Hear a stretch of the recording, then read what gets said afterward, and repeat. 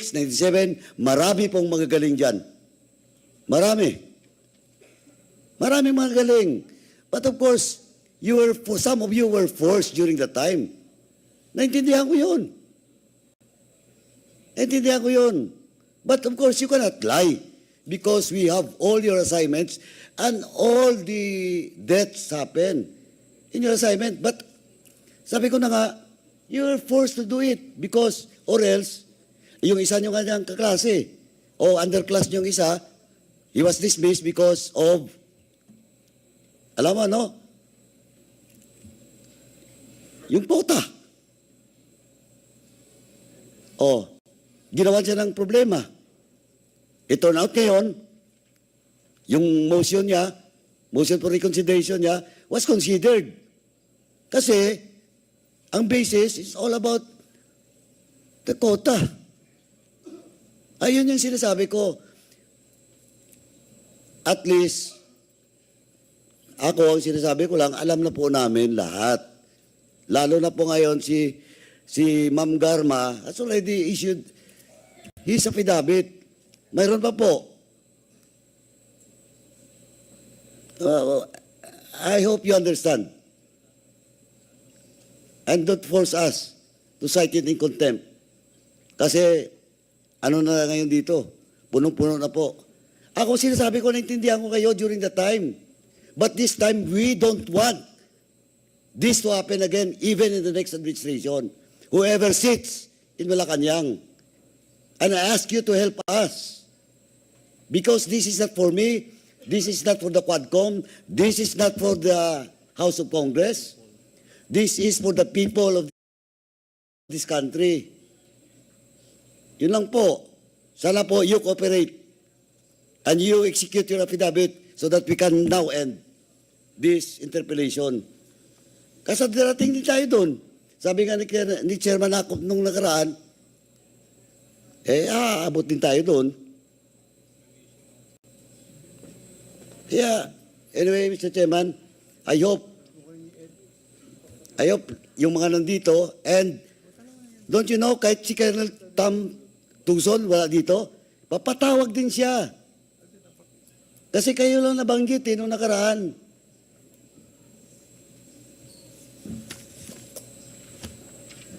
Kaya sinasabi na namin, kung hindi nyo pwedeng sabihin in open hearing, you execute voluntarily your affidavit. Kasi ganun din po, lalabas at lalabas din.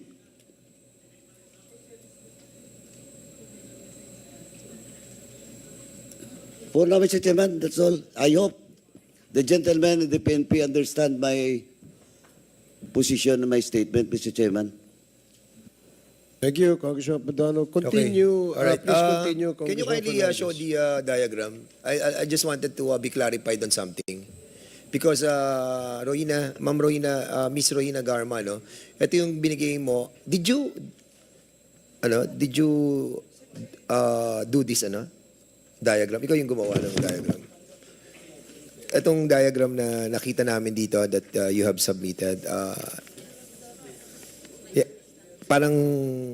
As far as I just simplified my affidavit in a more, kasi more dito sa ano mo, way po. I was trying to look at your affidavit. At sa affidavit mo, sa page 3, number 25, minention mo dito si Peter Parungo. Yes po, Si Mr. Peter Chair. Parungo, na binanggit mo dito, ang sinasabi mo, one task force beginning operational. I later learned that all Copland funds, the fund for operational expenses and rewards for agents were processed through the bank accounts of Peter Parungo at Metrobank, BDO, and PS Bank. So, ibig sabihin, itong Peter Parungo, pag titignan mo yung diagram, hindi ko siya makita doon. So, can you kindly explain where this Peter Parungo and who is Peter Parungo? Yes, at ano yung kanyang role? Siya ba'y tumatanggap ng pera?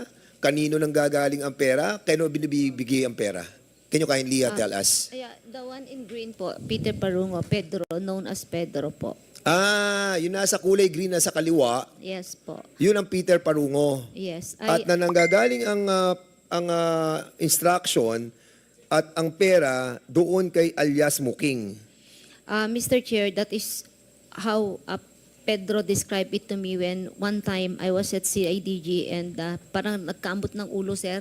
Sabi ko, Ano "Uy, sabi niya? Sabi ko, uy, bakit? Naku, ma'am, baka ma-amlak na ako. Kasi every week, malalaking amount of pumapasok. Saan? Sa bangko, ma'am. Metrobank, ganyan. Balak na nga mag-open pa nga na ibang bank. Tapos sabi ko, di mahirap yan pag ganyan. Ginanyan ko siya. Kasi nahirapan na siya kasi nga sobrang dami na pumapasok. Yun ang reklamo niya na kamot ulo palabas ng opisina that time. And I was just outside the office. I asked him kung bakit ganun ang behavior niya eh. That's where I learned na siya pala ang pinupuntahan ng pera. So, sinabi niya na si Yusek Muking Espina o nagsabi Espino siya, sabi niya. ang naglalagay Okay, ng pera. kasi po, yun ang instruction sa kanya. So, Mr. Chairman, I think this Pedro Parungo is so crucial that we need to invite him as well. At nakalagay dito sa alias Pedro, CIDG 11 personnel in charge in the deposit and payment of money coming from alias Muking from PMS who in charge in releasing of money. Binanggit ba sa iyo na kung saan nanggaling yung pera ni Muking? Wala po. Si Pedro, yun lang po ang sinabi. Actually, hindi po personnel po ng CIDG si Pedro. Parang trustee lang po during that time. So si Pedro Muking Hindi po siya organic. si Pedro personnel. Parungo, hindi siya PNP personnel. Hindi rin po siya NUP. Hindi Ito din yung po. may kaso ng rape. Yes, Mr. Chair. Correct? Yes. Okay. With that, Mr. Chairman, I reiterate my request, no? And Chair. to invite this person, Peter Parungo. Mr. Chair, Yes, Congressman Acop, with the indulgence before we of leave Congressman Mr. Parungo, Yes. ang may tao kay Peter Parungo ay si Colonel Leonardo. Opo, Mr. Chair. Pero palaging nandun siya sa PCSO, di ba? Hindi po, Mr. Chair. Hindi po palagi. I think, alam ko na po kung ano yung next question. Actually, noong 2019, when I assumed as PCSO, nag-wrap up na po yung war on drugs. I think tatanggalin na siya kasi wala na siyang role. And then nakiusap po na baka pwede, ma'am, magtrabaho na lang ako with PCSO kasi wala na akong tasking or whatever. Sabi niya. O sige, sabi ko, I need liaison in Davao. Kasi sa mga relief goods operation, we will distribute and etc. So, I hired him, Mr. Chair. Kaya nga, Kasi but before wala na that, po. before that, nagtatrabaho siya kay Colonel Leonardo. Yes, sir. Kasi nasa CIDG talaga siya, Oo nga. Mr. Chair. Yes po. Kumbaga sa kwan, kasi ugali ng mga opisyal, meron silang, ano na tawag doon sa opisyal na parang handyman, inuutusan nila palagi. Di ba? Hindi, may tawag sila eh. Kalimutan ko na lang. Runner. Ha? Striker. Oh, yes. Yes, sir. Maski lahat ng opisina dyan sa Krami, meron ding striker. So, striker si Peter Parungo. Pero, kung ipapahanap natin sa AMLAC, yung bank or financial transaction doon sa 3 bangko na binabanggit, malaki yung pera doon. Thank you, Honorable That is Fernandez. educational, Chairman Acop. So, Ma'am Rohina, binanggit mo rin dito si Romel Bactat, si Rodel Serbo, si Michael Palma, at yun na nga, si Peter Parungo, were charged with the task of collecting and verifying information provided by police officers in the field concerning arrests or deaths of individuals named in the list of drug personalities and creating a summary report. All of these reports would then been encoded and compiled by Lester Berganyo. The compilation is thereafter elevated to Leonardo, who will decide what level the arrest or killing was and its corresponding reward. Is this correct? Affidavit mo to eh. Yes, Mr. Chair. Okay. Ang dalawa kasi po yung report na pumapasok po is yung report na mayroon ng encounter sa ground and yung report po ng mga receive intel report for validation, for confirmation, or para establish kung anong level for encoding po or listing sa list. At So paano- dalawa po yung report na pumapasok, yung namatay at saka yung for listing and for verification and validation po. Paano mo naman nakilala si Romel Bactat, si Rodel Serbo, si Michael Palma, and Peter Barungo? These are all organic personnel of CIDG-11 and I work with CIDG-11 noon. Nandun na rin sila and ito po yung mga tao ni Sir talaga. So itong tatlo, nakasagay din dito, si Romel Bactat, Rodel Serbo, Michael Palma are former policemen. Yes po, Mr. Chair. Mr. Chairman, in that case, Mr. Chairman, I move that we invite also Romel Bactat, Rodel Serbo, Michael Palma, and of course, yan nga po, si Peter Barungo. Ito po yung task force. Sila ang task force. Wala pong task force, Mr. Chair. Ang nangyari lang po is naging depository of information, data, validation of reports, yung CIDG-11. Sila yung operatives. Yeah, to maintain the list, to ganun po ang role nila. Sila yung dedicated, in addition to their job, dedicated po to handle.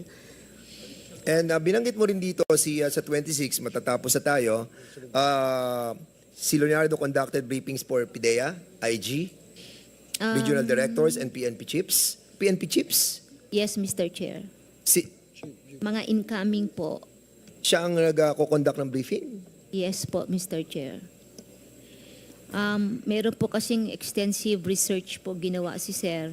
Meron po yung confidential na book na yan po yung ginagamit niya to brief po mga RDs, R2s, Chief PNPs, incoming Chief PNPs po, para ma-appraise po sila kung ano po yung present drug situation and operation sa bansa po.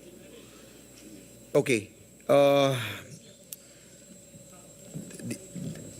Do you have knowledge kung sino yung mga na-brief niya sa PIDEA, sa IG, doon na lang sa PIDEA, sino yung mga na-brief ni, Mr. Chair, I think sa record makikita naman po natin kung sino po yung mga umupo na mga directors during that time. I cannot actually Alright. memorize it po, sir. Sige, thank you.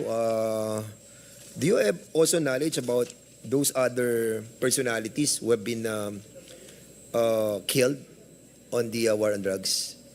Like big personalities that you know about? Yes, Mr. Chair, it was a public knowledge. It was in the newspaper like the couple na Odikta, di ba namatay po yun? Mayor Halili, may mga kay Mayor mayors, sa Calabarzon yan, Tony Halili? Region 4A. Yes, anong Halili. alam mo sa pagkamatay ni Tony Halili? He was shot during the flag raising ceremony. Yes, and yes, says it was reported. Sniper po. So, what do you know about Chismis lang kasi, Mr. Chair. Okay. And I think imported. Kasi during that time po sa war on drugs, pwede pong tumawid yung mga operatives. So wala kang direct knowledge about it? Wala kang direct knowledge about it? Pinagmalaki kasi ng isa, sir, na sila. Sino yung nagmalaking yun?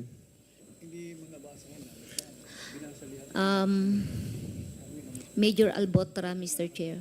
Major? Al- Albotra? Yes, Of Region 7? Yes po. Ano pangalan ni Albotra? Major Albotra ng Region 7. Lieutenant Colonel Nata. Yes, sir, pinagmalaki niya sa akin noon. Oh, talaga, sabi ko, how did you do it? So, mga kilala niya, mga kasama niya. At sila ang nagpapatay kay Tony Halili? He said he's in the team, Mr. Chair. So, it's a team that killed Mayor Tony Halili. So, it was According to really him. a planned, According to him, Mr. Chair.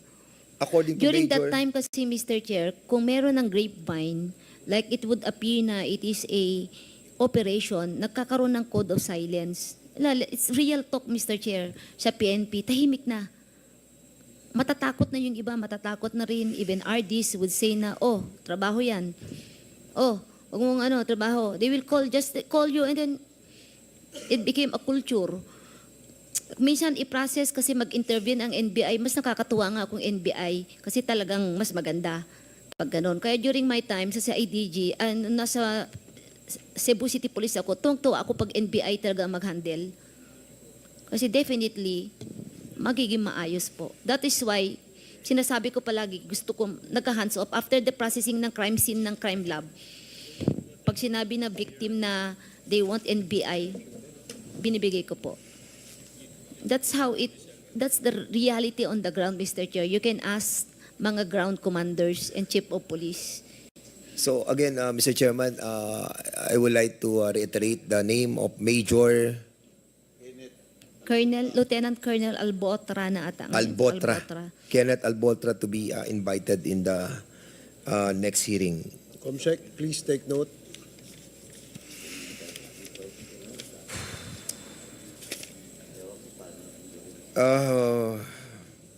With that, Mr. Chairman, with a heavy heart, I yield back for the meantime. Okay, thank you, Congressman Fernandez. May tanong lang ko kay Colonel Marcos. Colonel Marcos,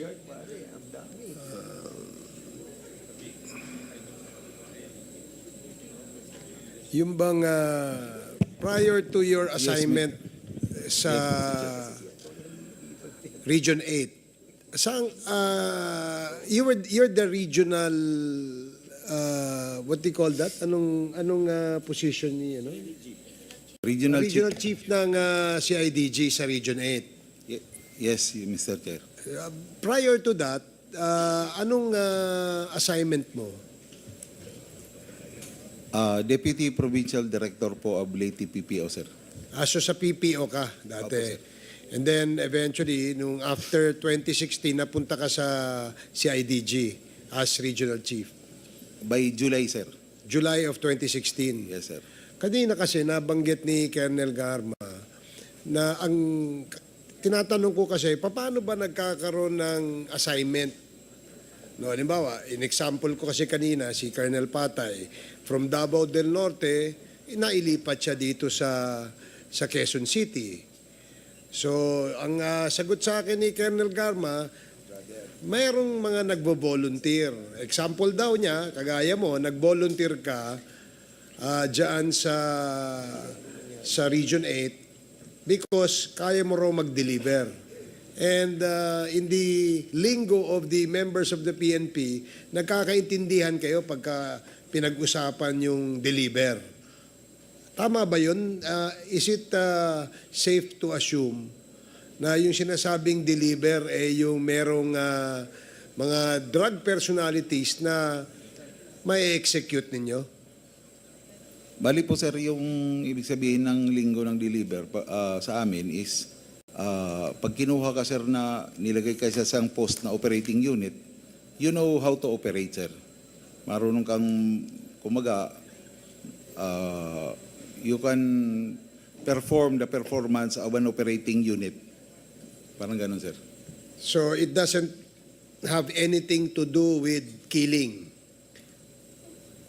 Hindi naman po sa pagkaintindi ko ganun, sir. Kasi hindi pa ako na-assign ng CIDG ever since in my career. Kaya nung sinabi na kung willing ako ma-assign ng CIDG, nag-oo po ako, sir. Pero totoo ba na nag-volunteer ka? Na mapwesto ka dyan as regional chief kasi you can deliver. Totoo ba yan? Sinutan ako, sir, ng order. Bali, yun pong nangyayari po kasi noon is nangyayari naman po yan ng shoot order. Ang normal process po kasi sa PNP is you seek for an accommodation, then you seek for an availability. Ang nangyayari po sa akin is shoot order po. Marami po kami na-shootan ng order because it was a transition, sir. Nangyayari naman po yan sa transition of government. Pag bago po yung leadership, minsan yung mga gusto nilang ipwesto, pepesto po nila. Were you ever assigned outside of Region 8? Saan ka ba na-assign dati? I was assigned, sir, in Malacanang as PSD member during President Ramos' time. Then after that, I was assigned with Region 8 as company commander. Then I was assigned with Region 7. Then I was assigned, sir, in DPRM, NHQ. Then I was assigned with NCR. You've probably never seen these lifelong presbyopic glasses that can be worn no matter what your prescription is. They can intelligently zoom, making both near and far viewing extremely comfortable. These glasses After graduation, Yes, sir. for how many months? For almost 2 years, sir. From 1996 up to late 1997. Are you sure? Sir? Sigurado ka? Opo, sir. Halos, sir, kinuha kami noon, sir, ng PSG kasi because of the APEC. Yes. Yeah po. Yun ang totoo. Opo, sir. Yung buong class ninyo kinuha dahil may international activity na mangyayari noon dito sa ating bansa. Opo, sir. And you lasted for 2 years? More than, sir. Hindi umabot, sir. Before Paano yung more than na hindi umabot? Bali, hanggang March of 1997, sir. Tinatanong ko lang naman kung 2 years. Sabi mo, hindi magkaugma yung sagot mo kasi. Thank you, Mr. Chair. Thank you, Congressman Acop. So the next to interpellate is Congressman Lordan Suwan. You have 10 minutes. Thank you, Mr. Chair. May I ask Ms. Garma, again, why were you crying as you were reading your affidavit earlier?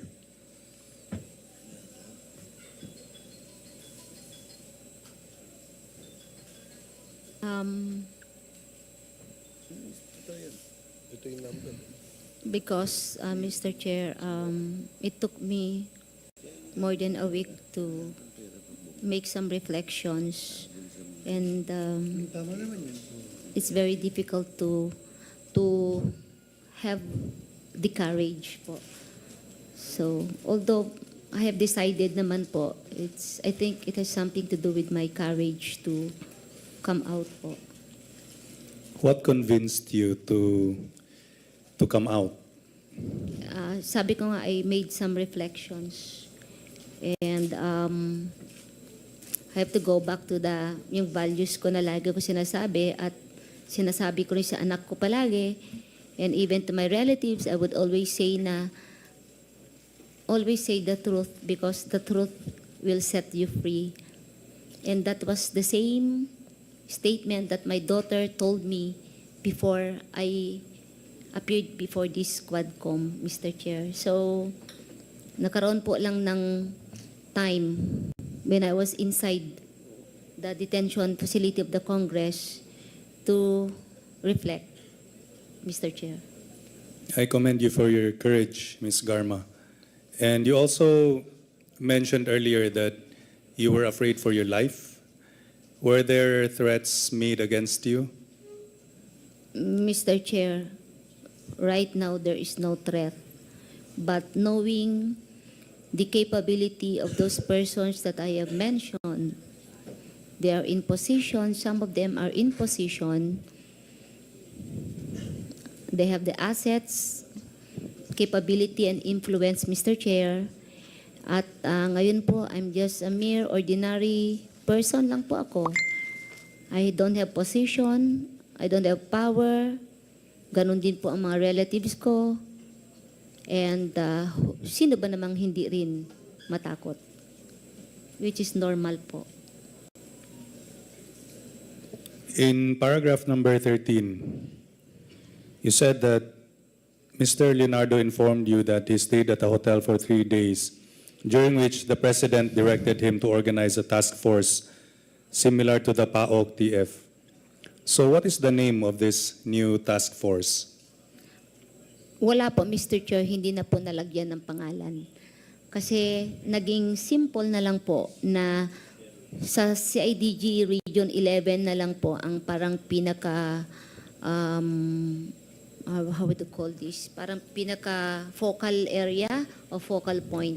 So hindi na siya ganun ka-structured na may mga specific officers to handle per area. Kasi na-mobilize din po mismo na yung RD, yung PD, and Chief of Police.